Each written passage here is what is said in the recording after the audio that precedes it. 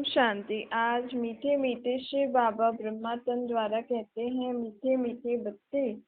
बाबा हमें पहले पहले कौन सी सावधानी दिलाते हैं कि अपने को आत्मा समझो और निराकार परमपिता परमात्मा की याद में बैठो।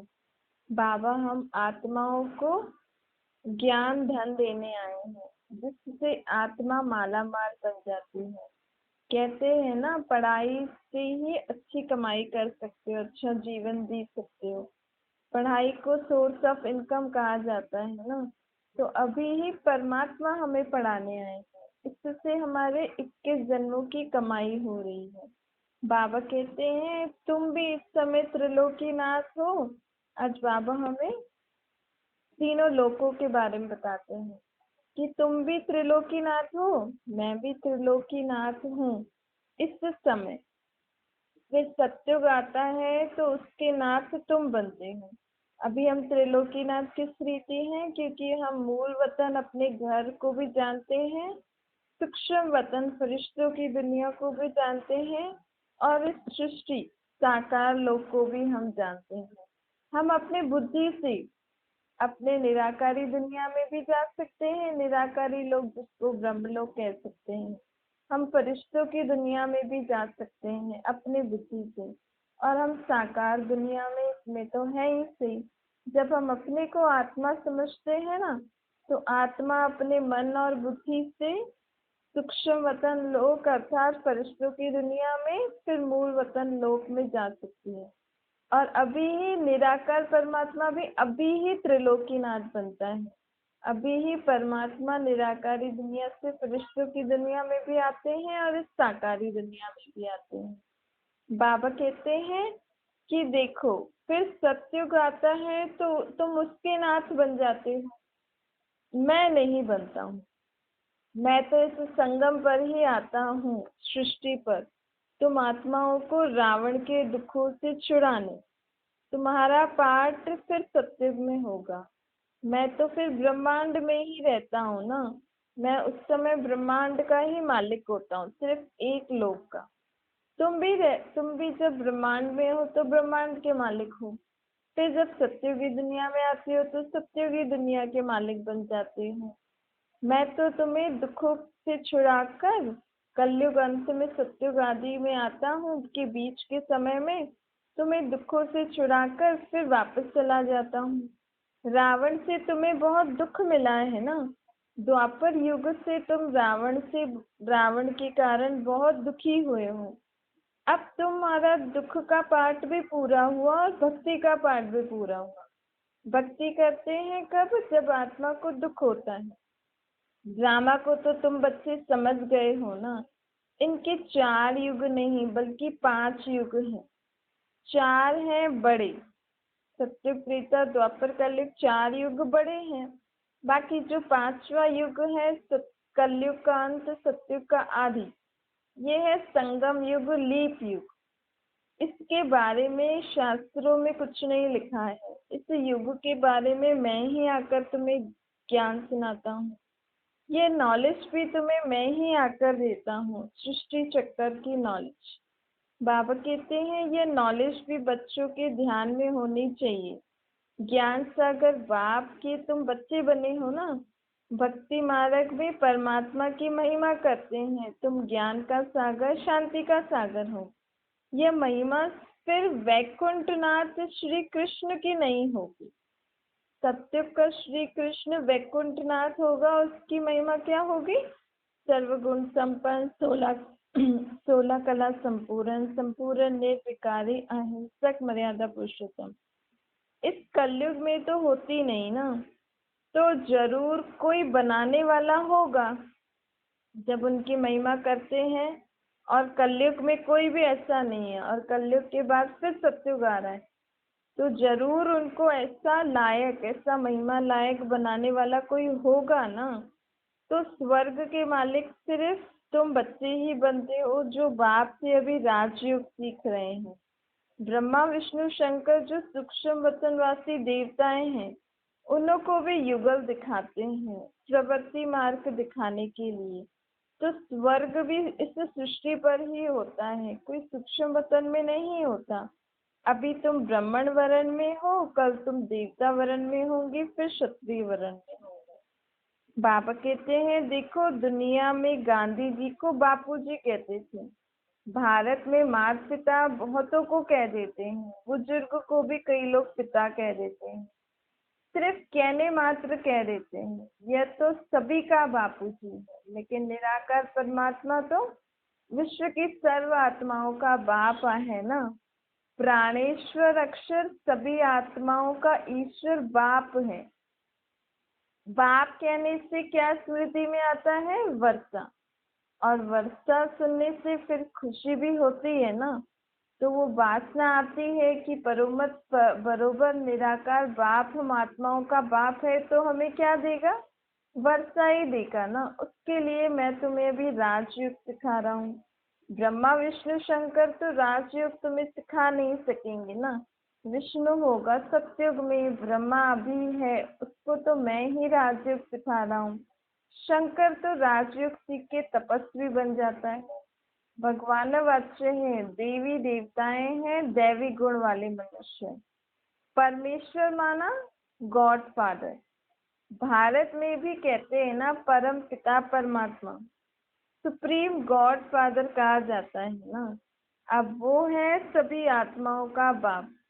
सुप्रीम क्यों? क्योंकि सबसे शक्तिशाली है, सभी का बाप है, ऊंचे स्थान पे रहने वाला है।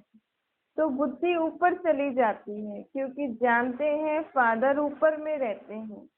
ऊपर कहाँ? परम धाम में। सृष्टि चक्र से परे, चांद तारों से परे, फरिश्ते की दुनिया से भी परे हम सभी आत्माओं का बाप रहता है। वो अभी सृष्टि पर आया हुआ है, हमें अपनी पहचान दे रहा है। किस तन द्वारा? ब्रह्मातन द्वारा। अभी तुम समझते हो हम भी वहां के रहने वाले हैं। जिस तरह हम ऊपर से नीचे अपने अपना शरीर लेकर पाठ बजा रहे हैं, हमारा बाप भी सृष्टि पर आके पाठ बजाता है, लेकिन खुद का शरीर नहीं लेता। अभी हम उस प्राणेश्वर बाप के उच्चारे हुए महावाक्य जो उन्होंने ब्रह्मादन द्वारा हमें सुनाए, वह सुन रहे हैं। परमात्मा बाप तो गुप्त है ना, जबकि समझते हैं परम पिता परमात्मा परम धाम का रहने वाला है। फिर उसमें सर्वव्यापी की बात तो उठती ही नहीं है ना। जब हम कहते हैं ना भगवान कहाँ है? ऊपर। कभी भी कोई बात होती है तो कहते हैं ना ऊपर वाला देख रहा है। तो फिर जब वो ऊपर ही रहता है तो सर्वव्यापी कैसे हुआ? आत्मा याद करती है ओ गॉड फादर। अगर भगवान सर्वव्यापी है तो उसको ऐसे क्यों याद कर रहे हैं ओ गॉड फादर? खुद ही परमात्मा होते तो फिर पुकारते किस लिए हैं? आज बाबा हमसे प्रश्न पूछ रहे हैं, जब तुम कहते हो मैं सर्वव्यापी हूँ तो तुम मुझे बुलाते क्यों हो? जब तुम्हारे में भी मैं हूँ तो तुम पुकारते किसके लिए हो? बहुत थोड़ी सी समझने की बात है ना। परंतु माया अर्थात विकारी, बुरी भ्रष्टाचारी बुद्धि इतनी छोटी बात भी समझ नहीं सकती। जो समझते ही नहीं है कि हम बोल क्या रहे हैं, मुख से कहते कुछ हैं और मानते कुछ हैं और करते कुछ हैं। जो मुख से कहते हैं उस पर फिर पूरा विश्वास नहीं करती ना, करते तो संशय बुद्धि बन जाते हैं। नहीं सुनाई में दे रही थी क्या आंटी? नहीं दीदी, आज आपकी आवाज ही नहीं आ रही है। अच्छा, एक बार आप कट करो तो। कट करो? हाँ ठीक है।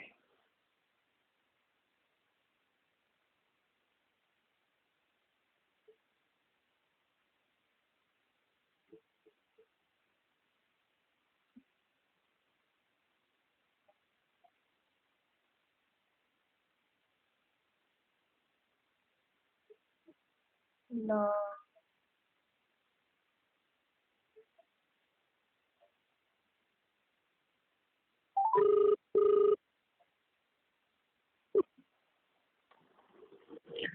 हाँ, तो बाबा कहते हैं कि बच्चे देखो, छोटी सी बात है ना समझने की, कि एक तरफ हम कहते हैं भगवान सर्वव्यापी है, मेरे में भी है, तेरे में भी है।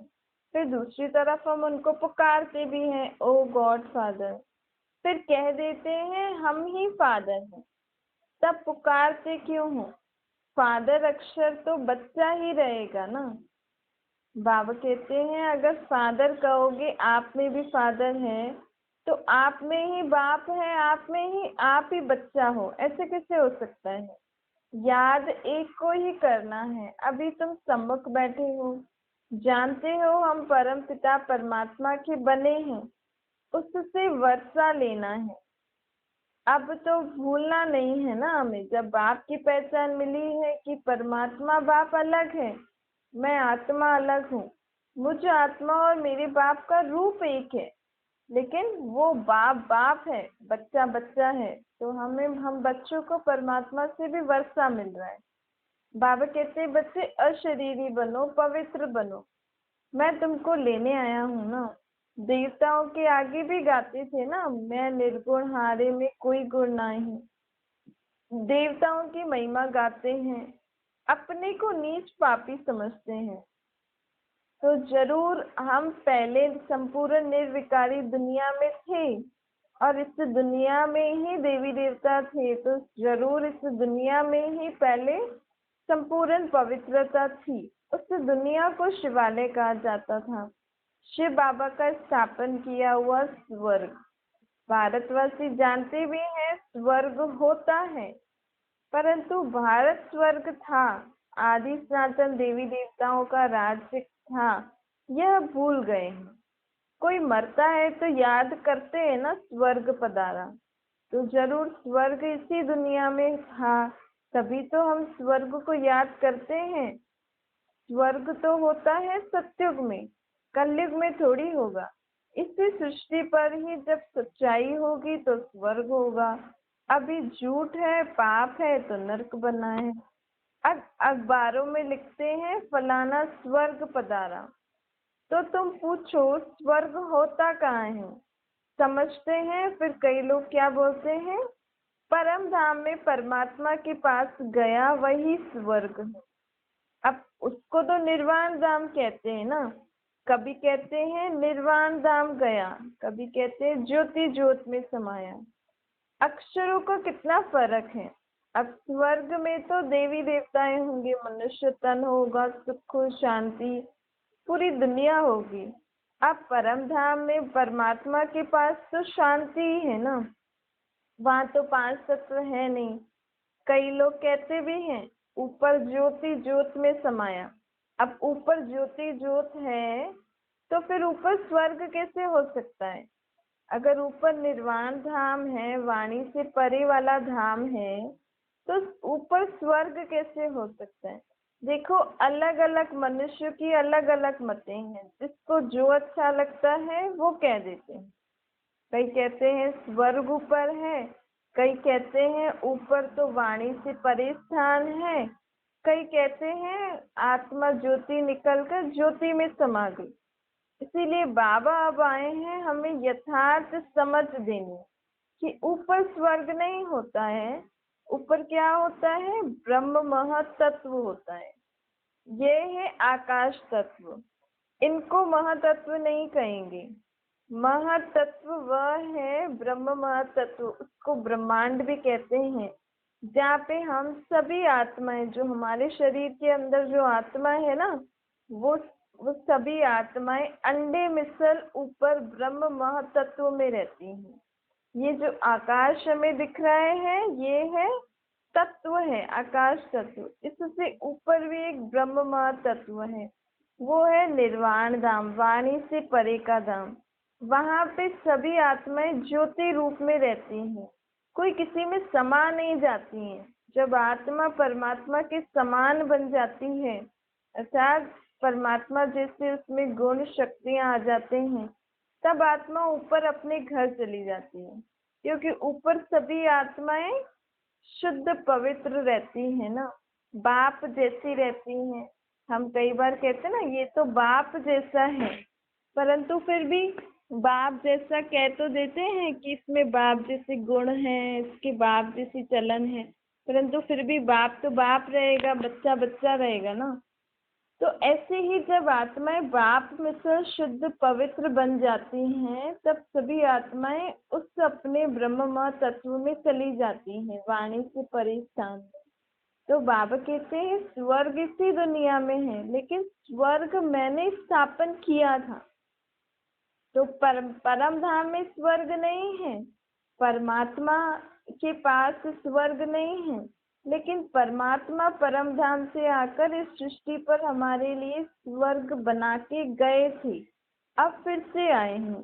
तो ये है शब्दों में लोगों ने मूंज कर दी है, क्योंकि इतना समय हो गया ना। आज भी हम एक काना फूसी वाला खेल खेलते हैं ना, किसी ने आपको कुछ कहा, आपने किसी को कुछ कहा, आपने दूसरे ने किसी को कुछ कहा, तो वो शब्द बदल जाते हैं। अंत वाले से पूछो तो एकदम शब्द और उसका अर्थ भी बदल जाएगा। ऐसे ही भक्ति मार्ग में भी द्वापर से भक्ति शुरू हुई है ना। अब किसने शास्त्र लिखे, किसने कौन सी बात कही, अब कलयुग अंत तक तो सब मूंझ गए, सब शब्दों में मुंजारा हो गए, सभी का अर्थ यथार्थ कोई नहीं जानता। इसीलिए मनुष्य आत्मा दुखी हो गई है, क्योंकि समझ होती है तो हम समझ के अनुसार कार्य करते हैं, तो सुख शांति में रहते हैं ना। अब बाबा आए हैं हमें यथार्थ समझ देने, परमात्मा ज्ञान का सागर है ना, तो आते ही हमें ज्ञान सुनाते हैं, हमें आशीर्वाद नहीं देते कि तुम सुखी रहो, शांत रहो, नहीं। कहते हैं मैं तो तुम्हें समझ दे रहा हूँ कि देखो तुमने ऐसे ऐसे शब्दों में मुंजारा किया है, इसलिए तुम दुखी हुए हो। अब तुम सब कुछ ज्ञान सुनो, समझो, और अब तो फिर तुम्हारे जीवन में आपे ही सुख शांति आ जाएगी। बाप भी यहाँ आकर हमें ब्रह्मातन द्वारा ये सब बातें बताते हैं। बाकी ब्रह्म में कोई लीन नहीं हो सकता है। तो भगवान तो भगत तो भगवान को ढूंढ रहे हैं, लेकिन यहाँ भगवान आके हमें यथार्थ समझ दे रहे हैं। भक्ति मार्ग में सबसे जास्ती भक्ति कौन करते हैं? जो सत्युग से आई हुई आत्माएं हैं, जो सत्युग त्रेता से आई हुई आत्माएं हैं, वही आत्माएं जो पुनर्जन्म लेकर द्वापर युग में दुख भोगना शुरू करती हैं, तब से भक्ति शुरू हुई है। तो सबसे ज्यादा भक्ति किसने करी है? सूर्यवंशी चंद्रवंशी घरानों की आत्माओं ने। वही पूज्य आत्माएं थी सतयुग में, और वही जब द्वापर में दुख हुआ तो पुजारी बने, विकारी बने तो पुजारी बने। अब पर लोग तो कहते हैं परमात्मा बाप खुद ही पूज्य पुजारी है, ये रॉन्ग है। कौन कहता है ये? परमात्मा बाप खुद कहते हैं। बाबा कहते हैं पूज्य और पुजारी बनने के लिए मनुष्य तन लेना पड़ेगा। अगर आपको पूज्य बनना है ना, पूज्य के बाद पुजारी, तो वो हमें मनुष्य तन लेना पड़ेगा, क्योंकि आत्मा पूज्य होती है तो शक्तिशाली होती है, गुणवान होती है, सर्वगुण संपन्न, 16 कला संपूर्ण, संपूर्ण निर्विकारी होती है। और वही आत्मा पुजारी कब बन जाती है? जब वही आत्मा पुनर्जन्म लेते लेते विकारों के वश हो जाती है, तो फिर वो पुजारी अर्थात भगवान के को हाथ जोड़ के प्रार्थना करना शुरू करती है कि हमें ये दे दो, ये दे दो। अब भगवान तो सबको देने वाला है ना, वो थोड़ी किसी के आगे हाथ फैलाएंगे, तो वो पुजारी कैसे बन सकते हैं? इसलिए बाप कहते हैं कि जो ये लोगों का सोचना है कि मैं ही पूज्य, मैं ही पुजारी, अर्थात भगवान ही पूज्य और पुजारी बनता है, ये रॉन्ग है। बाबा आकर बच्चों को यथार्थ अर्थ बताते हैं। सत्युग में जाने के लिए तुम ये सब ज्ञान की बातें सुनकर और समझकर जीवन में धारण करने के लिए पुरुषार्थ कर रहे हो। देखो, श्री कृष्ण से मिलने के लिए एक मीरा ने भी पवित्रता का बंधन कंगन बांधा था ना, कि बस मुझे तो कृष्ण से मिलना है, इसलिए मुझे पवित्र बनना है। परंतु यहाँ तो बाबा कहते तुम्हें कृष्ण की पुरी में जाना है, कृष्ण की दुनिया में जाना है। अब कलयुग पूरा होगा तो सत्युग आना ही है। जब हम स्वास्तिक बनाते ही हैं सत्युग त्रेता द्वापर कलयुग, तो इस बात में तो कोई गलत बोल ही नहीं सकते कि अब सत्युग नहीं आएगा। जब अब कृष्ण की पुरी आएगी तो कृष्ण की पुरी में तो हम उसकी महिमा ही गाते हैं, कृष्ण की क्या संपूर्ण निर्विकारी हो। तो हम भी आत्माओं को पवित्र रहना ही पड़ेगा, तभी तो हम ऐसी दुनिया में जा सकेंगे ना। अब मैं तुम्हें आया हूँ राजयोग सिखाने, जिसका नाम गीता रखा है। धर्म शास्त्र का नाम तो चाहिए ना। गीता है आदि सनातन देवी देवता धर्म का शास्त्र। फिर सत्युग त्रेता में गीता ज्ञान का शास्त्र पढ़ने की कोई दरकार नहीं है। अभी जो हम बाप से ये गीता ज्ञान धारण कर रहे हैं, इसी धारणा अनुसार ही आत्मा 2 युगों में जन्म मरण में आएगी। फिर द्वापर युग से जब आत्मा को दुख होगा, तब शास्त्र बनाना शुरू करेंगे और उस समय शास्त्र बना के फिर नाम लिखेंगे श्रीमद् भगवद गीता। अब श्रीमत अर्थात मत, श्रेष्ठ मत किसने दी? भगवत मतलब भगवान ने। गीता शास्त्र में जो मत लिखी है वो भगवान ने दी है। अब श्री कृष्ण तो देहधारी है ना, तो वो कैसे भगवान हो सकता है? इसका मतलब गीता किसने गाई है? भगवान निराकार परमपिता परमात्मा शिव ने। भगवान कौन होते हैं? जिनको अपना शरीर नहीं होता, जो धर्मों के बंधन में नहीं आता, जो सभी का होता है, जो अशरीरी अजन्मा होता है। कृष्ण को तो सिर्फ हिंदू लोग ही मानेंगे ना, भारतवासी। कृष्ण को थोड़ी पूरी दुनिया मानेगी, तो वो भगवान कैसे हुआ? क्या राम को मानेगी तो राम कैसे भगवान हुआ? क्या मुस्लिम धर्म को सब धर्म मानेंगे? नहीं मानेंगे ना। ऐसे ही अलग अलग धर्मों को सब धर्म नहीं मानेंगे, लेकिन सब धर्म वाले उस निराकार को जरूर मानते हैं। मुस्लिम भी निराकार को अल्लाह के नाम से याद करते हैं, क्रिश्चियन भी लाइट के नाम से याद करते हैं, सिख भी परमात्मा के नाम से याद करते हैं, और भारतवासी लिंग के रूप में याद करते हैं। तो एक निराकार को ही भगवान कहा जाता है। भगवान अर्थात जो सर्व का सद्गति दाता हो, सभी का भाग्य बनाने वाला हो। भक्ति मार्ग के लिए गीता बनाते हैं। वह गीता कोई ज्ञान मार्ग के लिए नहीं होती है। आजकल तो कितनी गीताएं सुनाते रहते हैं, सबने अपने अपनी मत अनुसार अपना अपना अलग शास्त्र बना दिया है। ऐसे कभी नहीं कहते हैं, देखो आपने इतनी बार गीता सुनी, लेकिन ऐसे कभी किसी ने कहा कि हम आपको राजयोग सिखाते हैं? नहीं कहा ना। कहते हैं भगवान राजयोग सिखा के गया था। अब कब गया था? कभी तो प्रैक्टिकल में आया होगा ना। तो यही समय है कलयुग के अंत सतयुग का आदि का, जब भगवान स्वयं ब्रह्मातन द्वारा हमें राजयोग सुना रहे हैं, सच्चा सच्चा गीता ज्ञान सुना रहे हैं, जिससे नए धर्म नया युग आने वाला है। बाबा कहते मैं तुम बच्चों को एक ही बार राजयोग सिखलाए तो राजाओं का राजा बनाता हूँ। राजाओं का राजा मतलब कलयुगी द्वापर कलयुग के राजाओं से भी बड़े राजा, सत्युगी महाराजा बनाने आए हैं। निराकार शिव भगवान वात्स्य के बदले कृष्ण भगवान वात्स्य लिख दिया है ना। इसीलिए ही गीता शास्त्र को सब धर्म वाले नहीं मानते। नहीं तो गीता परमात्मा की गाई हुई है ना। परमात्मा तो सभी आत्माओं का बाप है, तो उनकी मत विश्व की सर्व आत्माओं के लिए होनी चाहिए। लेकिन वो शास्त्र सब धर्म वाले क्यों नहीं पढ़ते हैं? क्योंकि इसमें कृष्ण भगवान वात्स्य लिखती है। अब भगवान वात्स्य भी लिखा है, लेकिन कृष्ण तो भगवान नहीं हो सकता ना। कृष्ण देहधारी देवता है। गीता में भी लिखा है ना, तुम अपने देह के संबंधों को भूल कर मुझे याद करो। तो कृष्ण को तो अपना शरीर है। कृष्ण क्यों ऐसे बोलेगा कि अपना देह के संबंधियों को बोलो?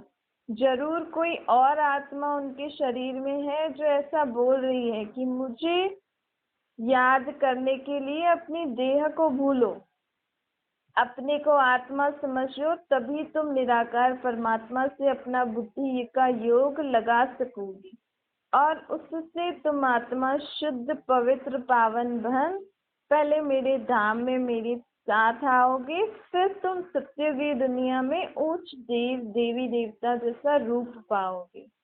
शिव जयंती के बाद कृष्ण जयंती मनाते हैं ना। अब कृष्ण है वैकुंठ का नाथ। यह तुमको बाबा अभी हमको बैठकर वैकुंठ का नाथ बना रहे हैं। कृष्ण द्वापर में नहीं आए थे। कृष्ण तो सत्युग का पहला प्रिंस है। इस सृष्टि पर पहली पहली आत्मा जिसने योग बल से शरीर लिया वो कौन सी आत्मा है? श्री कृष्ण की आत्मा। सब धर्मों में से उच्च धर्म आदि सनातन देवी देवता धर्म का पालनहार कौन है? कृष्ण। स्वयंवर के बाद लक्ष्मी नारायण ही उसकी पालना करेंगे ना। राधे कृष्ण ही स्वयंवर के बाद लक्ष्मी नारायण बन के अपने धर्म की पालना करेंगे। इसीलिए लोग कृष्ण को इतना मानते हैं। क्यों? क्योंकि कृष्ण इस सृष्टि पर जो पहला पहला युग आया था उसमें पहला पहला योग बल से पैदा हुआ बच्चा कौन सा है? श्री कृष्ण। तभी तो श्री कृष्ण को झूले में झुलाते हैं ना। सभी का प्यारा तो है ही सही। परमात्मा ने धर्म स्थापन करके धर्म की पालना निमित्त किसको बनाया? श्री कृष्ण की आत्मा को। इसीलिए श्री कृष्ण को भगवान के बाद पहला नंबर पूजा जाता है। अच्छा, मीठी मीठी सिक्की लगे बच्चों प्रति माता पिता बाप दादा का याद प्यार और गुड मॉर्निंग। रूहानी बाप की हम सभी रूहानी बच्चों को नमस्ते। हम सभी रूहानी बच्चों की रूहानी माता पिता बाप दादा को याद प्यार गुड मॉर्निंग और नमस्ते। वरदान है ब्राह्मण जीवन में सदा आनंद व मनोरंजन का अनुभव करने वाले खुश नसीब भव। खुश नसीब बच्चे सदा खुशी के झूले में झूलते हैं। ब्राह्मण जीवन में अभी हम ब्रह्मा द्वारा पाप का ज्ञान सुन रहे हैं ना, तो बाबा कहते हैं तुम हो मेरे ब्रह्मा के मुख वंशावली बच्चे। ब्राह्मण जीवन में अगर हमें आनंद व मनोरंजन का अनुभव करना है तो उसके लिए हमें क्या करना पड़ेगा? सदैव सर्व कर्म करते किसकी याद में रहना है? परमात्मा बाप की याद में रहना।